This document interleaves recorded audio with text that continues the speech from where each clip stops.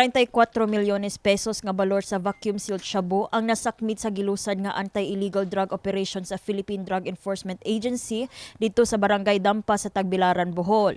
Nasakmit ang 5 ka kilo nga shabu gikan sa 42 anyos nga suspect nga si Robert Tiro atol sa maong operasyon ni adtong Lunes sa gabii, Setyembre 9. Ang maong operasyon dako og igo sa ilang padayong kumpanya batok sa illegal drugs. Siguro negative siya tanaw, no, kay dinagko na ang na-confiscate. But kung sa law enforcement side, it's actually also a positive development. Kay dinagko magud ang atong nakuha. Put pasabot, napugnga nato nga mabuak-buak siya and ma-distribute siya sa market. Kay if mugamay na siya, that's more difficult for us to get to apprehend. So at least kani dako na din siya nakuha.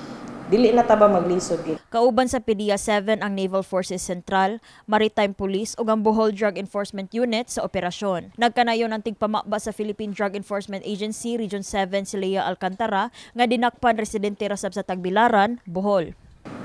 Katong September 9, pag Monday, naatay na confiscate ito ng 5 kilos of shabu sa Tagbilaran City, Bohol. And naputay na arrest nga isa ka individual, si Robert M. Tiro. Ano siya o confidential informant nga naay na maligya ko no dinagko dito sa Bohol gikan ya murag or dili kita moingon nga from Bohol yun yung source kay isa pa na sa gi-verify pud sa atong team kay kanim.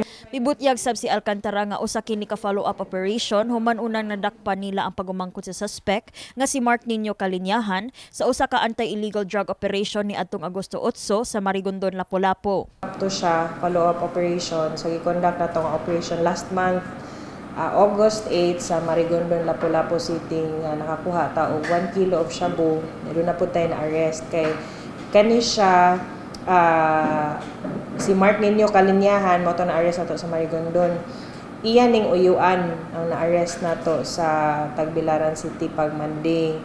And ang information ani taas-taas ang case build up sa atong team ani mga more than 1 month. Usa sa gituuhan sa PDEA nga ang Bohol sama sa Cebu adunay market sa shabu ug nagsilbi nga transshipment site sa pagtransport sa drogas. Pasalig sa PDEA nga gawas ni ining dakong operasyon, mopadayon pa ang ilang pagmonitor og pagpanakop sa nalambigit sa illegal nga drogas.